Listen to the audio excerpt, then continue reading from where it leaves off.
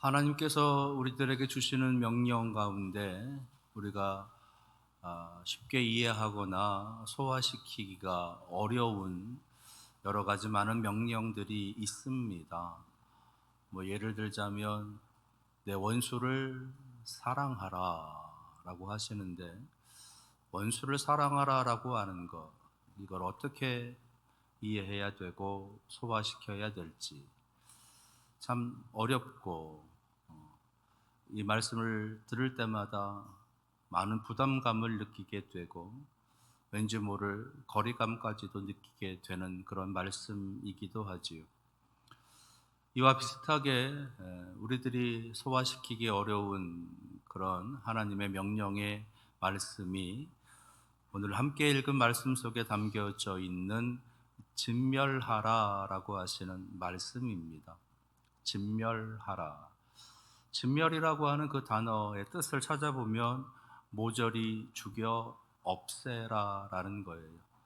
모조리 죽여 없애라. 오늘 말씀에서도 하나님께서 진멸하라라고 하시면서 남녀와 소아와 젖먹는 아이와 우양과 낙타와 나귀를 죽이라라고 하시는 거예요. 그게 진멸하라라고 하시는 겁니다. 살아있는 모든 생명체를 다 죽이라라고 하시는, 우리가 알기에 하나님은 사랑의 하나님이시고 자비의 하나님이시고 용서의 하나님이시고 긍휼의 하나님이신데 왜 이렇게 다 죽이라 하느냐, 진멸하라 하느냐라고 하는 것. 그래서 세상에 있는 사람들은 이러한 구절들을 자기들 나름대로 해석을 하면서 하나님이 좀 세상을 모르는 것 같다, 좀 과하게 얘기한다면 하나님이 좀 제정신이 아닌 것 같다라고 하는 등등의 참담한 말들을 내뱉기도 한다는 겁니다.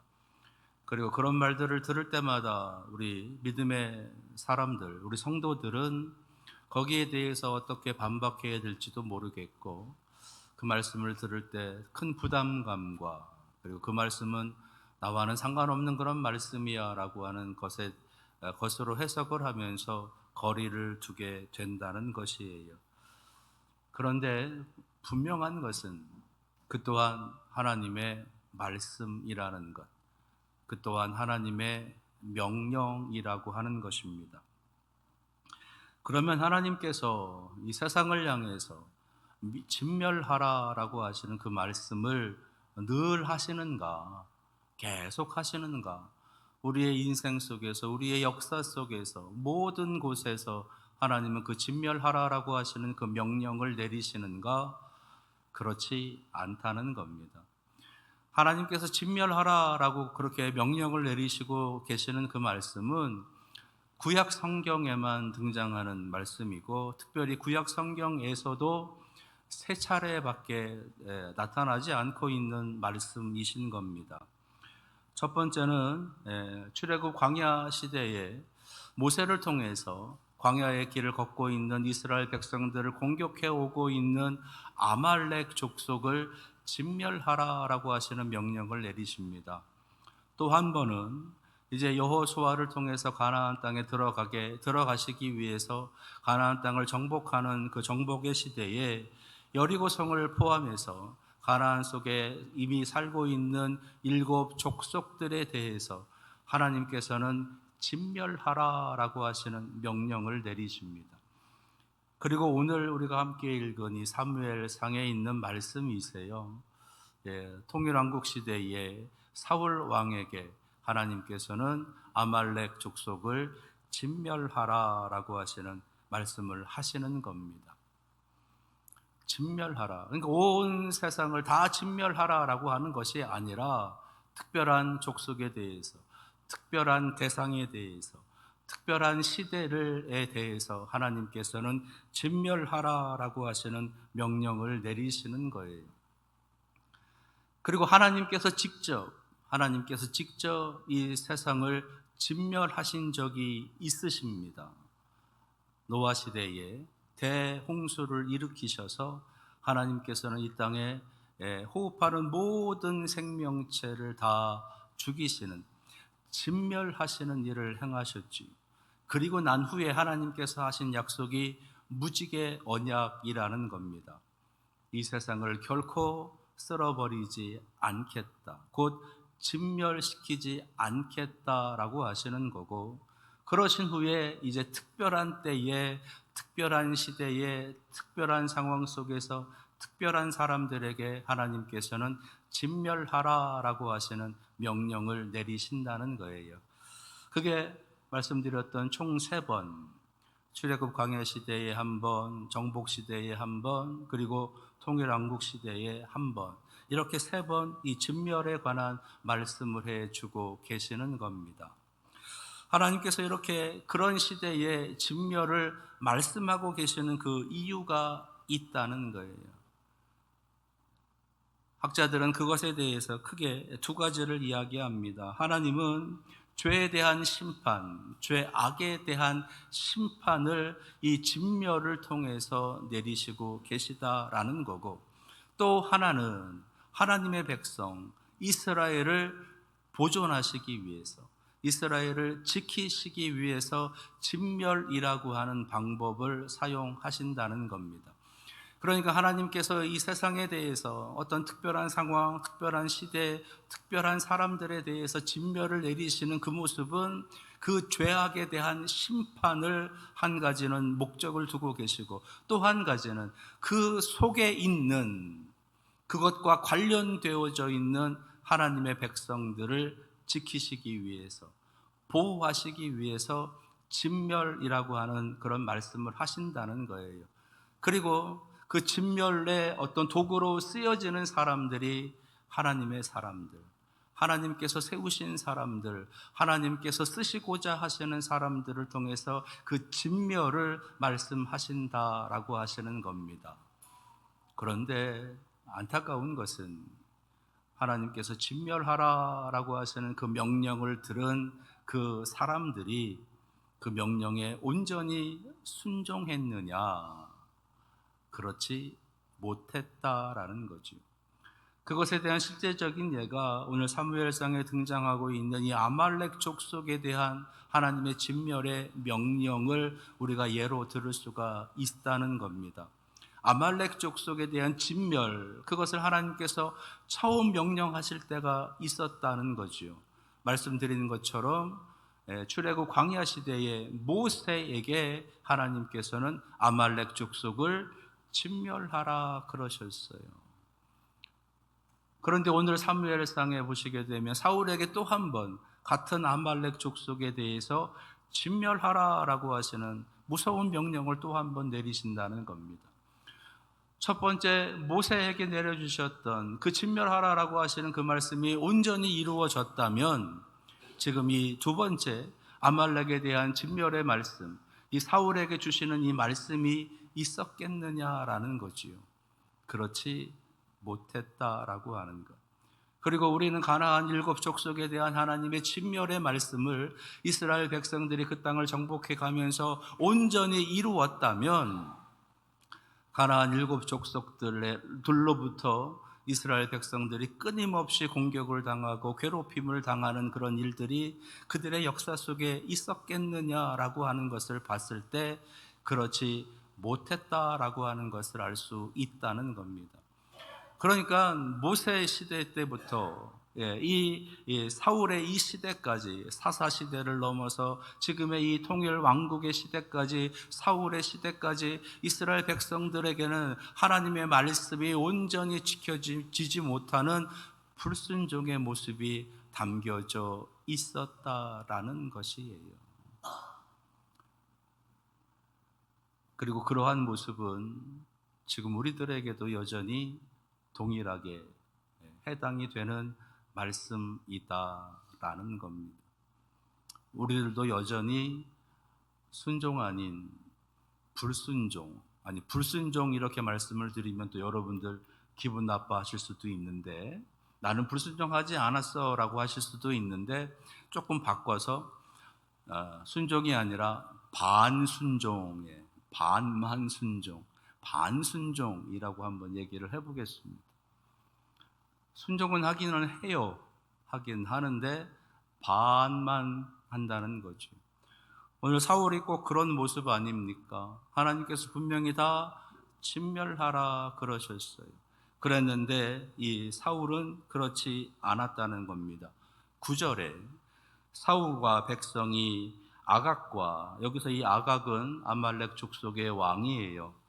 그 왕과 그의 양과 소의 가장 좋은 것 또는 기름진 것과 어린 양과 모든 좋은 것을 남기고 진멸하기를 즐겨하지 아니하고 가치 없고 하찮은 것은 진멸하니라. 예, 반만 순종하는 반순종을 하고 있다는 겁니다. 왜 사울은 하나님의 말씀에 온전히 순종하지 않고 있었을까? 왜 반만 하고 있었을까라고 하는 것. 그것에 대한 해석을 우리는 12절에서 찾아볼 수가 있겠는데, 12절에 사무엘이 사울을 만나려고 아침에 일찍이 일어났더니 어떤 사람이 사무엘에게 말하여 이르되 사울이 갈멜에 이르러 자기를 위하여 기념비를 세우고 발길을 돌려 길갈로 내려갔다 하는지라. 사울이 전쟁에서 승리를 하고 전리품들을 챙겨서 이제 길갈로 내려갔다는 거예요. 그러면서 기념비를 하나 세웠다는 겁니다. 기념비를 세웠다는 거예요. 누구를 위해서? 자기를 위해서. 하나님의 이름을, 하나님을 위해서 세운 기념비가 아니라 자기를 위해서. 하나님의 말씀에 반만 순종하고 있는 이유가 무엇이냐? 그것은 자기를 위해서. 자기를 위해서.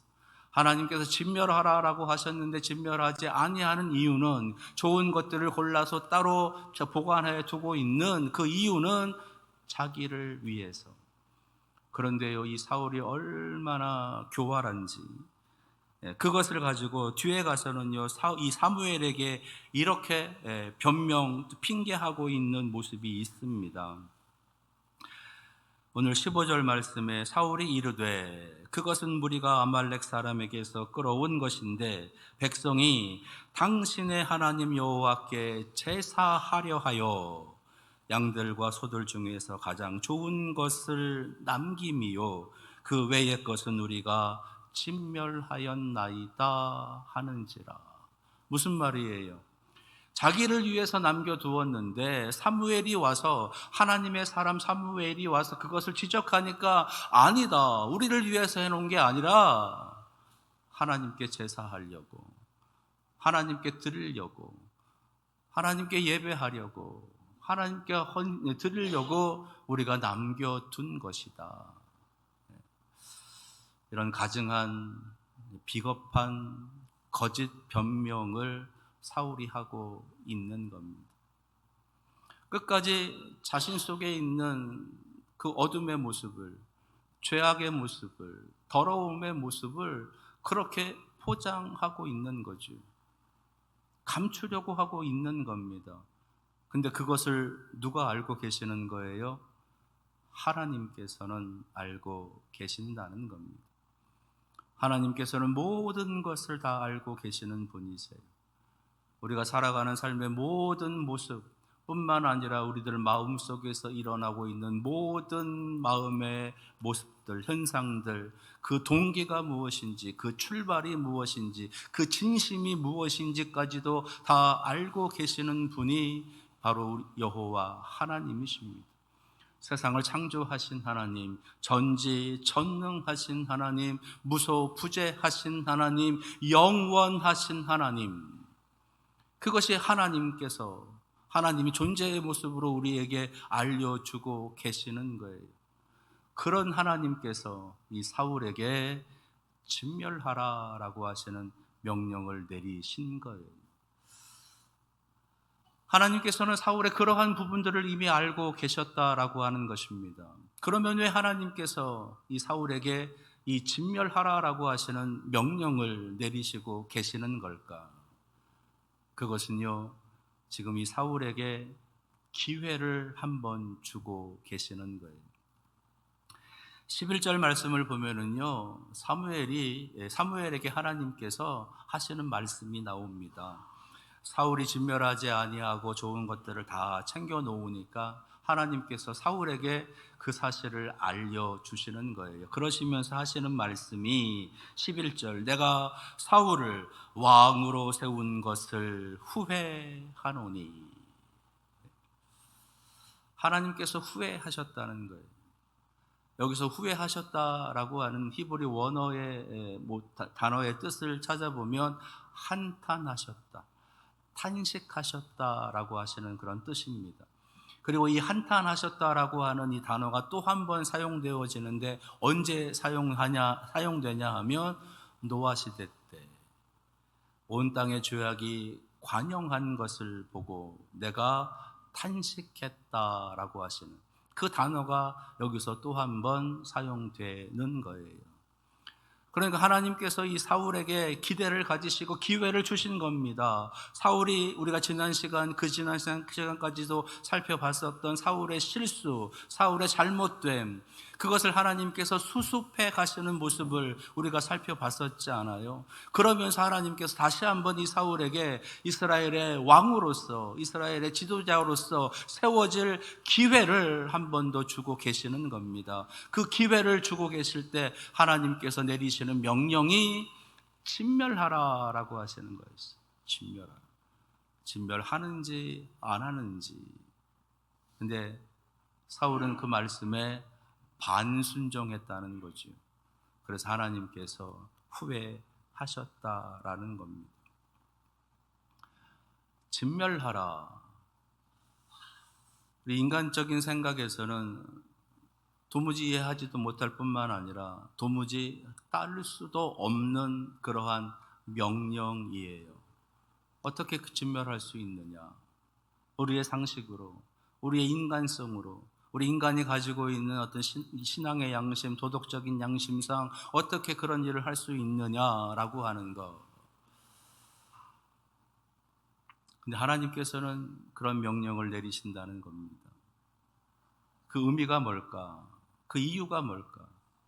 그것은 오늘 말씀의 제목처럼 나 아닌 하나님으로 살아갈 수 있겠느냐라고 하는 것을 물어보시는 거예요. 너가 아닌, 너희들이 아닌, 너희들의 힘이 아닌, 너희들의 능력이 아닌, 너희들의 계획이 아닌, 너희들의 방법이 아닌 내 방법대로 살 수 있겠느냐라고 하는 것을 물으시는 겁니다. 그렇게 물으시는 이유가 1절의 말씀에 담겨져 있어요. 사무엘이 사울에게 이르되 여호와께서 나를 보내어 왕에게 기름을 부어 그의 백성 이스라엘 위에 왕으로 삼으셨은즉 이제 왕은 여호와의 말씀을 들으소서라고 하는 겁니다. 여기서 여호와의 말씀을 들으라라고 하는 것은 지금 사무엘을 통해서 사울 당신에게 하는 그 말씀을 들으라라고 하시는 것이 아니라 여호와의 말씀에 순종하며 살아가라라고 하시는 뜻을 담고 있는 겁니다. 네 마음대로 하지 말고 네 방법대로 하지 말고 하나님의 말씀대로 하나님의 방법대로 살아가라라고 하시는 그 말씀을 주시는 거예요. 내가 너를 왕으로 세웠기 때문에, 내가 너를 이스라엘의 지도자로 세웠기 때문에 이스라엘 백성, 하나님의 백성을 이끌어갈 믿음의 지도자로, 영적인 지도자로 너를 세웠기 때문에 너는 영적으로 바로 서라, 영적으로 하나님의 말씀에 순종하는 삶을 살아가라 라고 하시는 말씀을 하시는 거예요. 그러시면서 진멸에 대한 명령을 내리시는 겁니다. 그럴 수 있겠느냐? 나 아닌 하나님으로 살 수 있겠느냐? 내 방법 아닌 하나님의 방법으로 살아갈 수 있겠느냐? 나의 계획이 아닌 하나님의 방법으로 살아갈 수 있겠느냐라고 하시는 명령을 내리는 겁니다. 근데 사울은 그 명령을 듣고 자기 마음대로 하고 있어요. 자기 뜻대로 하고 있어요. 심지어는 자기 이름을 위해서 기념비까지 세워두고 있는 겁니다. 이게 사울의 반순종, 어쩌면 우리의 모습일 수 있다는 거죠. 말씀을 묵상하면서 저는 이 사울에게 안타까운 게 하나가 있었어요.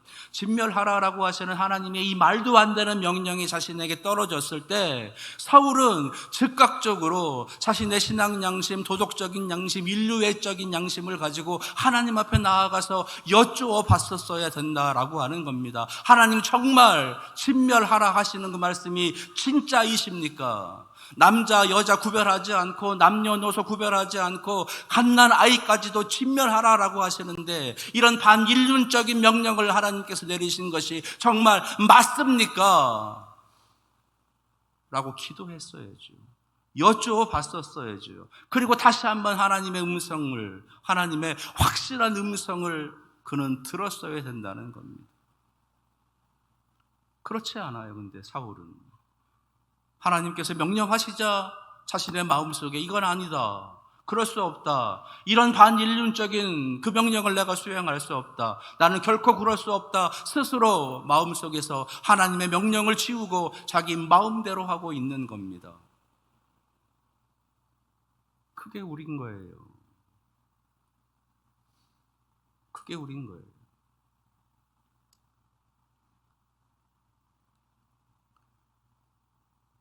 수많은 우리들 신앙의 선배님들, 신앙의 본이 되어지는 여러 많은 목회자를 비롯해서 여러 많은 신앙의 위인들, 그들에 대한 이야기, 그들로부터 들려오는 수많은 하나님의 은혜의 이야기, 하나님의 능력의 이야기, 그런 하나님의 말씀들을 간접적으로 그들을 통해서 우리가 듣기도 합니다. 그 이야기들을 들으면서 나도 그렇게 살았으면 좋겠다, 나도 그렇게 살아가기를 원한다라고 하는 반응이 있는가 하면 그건 그분의 몫이지, 그분이 그렇게 살아가는 거지, 나는 아니야, 나는 그렇게 하지 않아도 돼, 나는 그럴 필요가 없어 라고 하는 식으로 나 스스로의 신앙을 내가 만들어 가고 있다라는 것, 그것이 우리들의 모습이고 그것이 우리들로 하여금 하나님 앞에 온전히 순종하지 못하게 하는, 반순종하게 하는 이유가 되더라라는 것이지요. 만약에 하나님께서 이 사울에게 사울의 정말로 이 반인륜적인 명령이 하나님의 진짜 뜻입니까? 라고 하시는 그 질문을 들었을 때 하나님께서 뭐라고 대답을 하셨을까? 저 옛날 소돔과 고모라 그 성을 하나님께서 멸하실 때 아브라함이 했었던 기도 여러분들 기억나시지 않습니까? 하나님, 의인과 악인을 함께 멸하시는 것은 말도 안 되는 일입니다. 어떻게 그럴 수 있습니까? 결단코 그렇게 할 수는 없습니다. 저곳에 의인이 있으면 하나님 어찌 하시렵니까? 의인 50이 있으면, 45이 있으면, 40이 있으면, 그리고 의인 10명이 있으면 그래도 멸하시겠습니까? 하나님께서 그 기도할 때마다 대답하시잖아요. 50명 데려와라, 내가 멸하지 않겠다.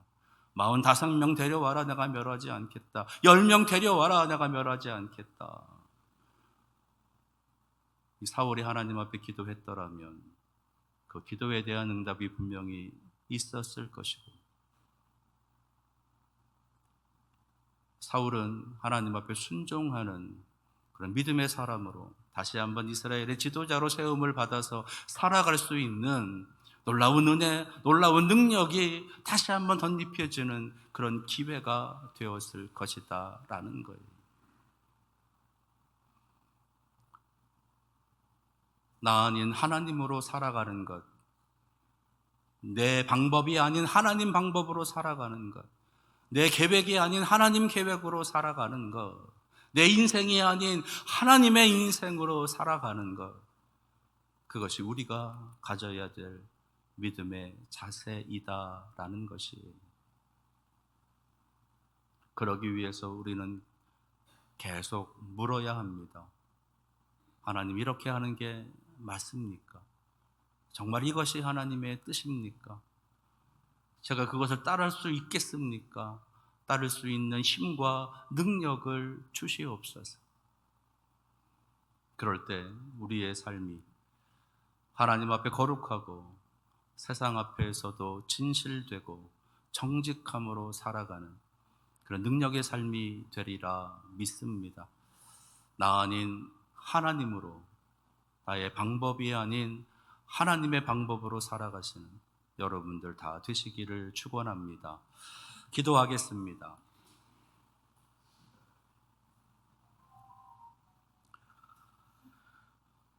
하나님의 말씀에 온전히 순종하지 못해 하나님의 근심이 되고 하나님의 후회가 되어지는 안타까운 삶을 살게 되는 사울의 모습을 보면서 우리는 우리의 방법이 아닌, 나의 방법이 아닌 하나님의 방법으로, 하나님의 능력으로 살아가는 그런 삶이 되기를 원합니다.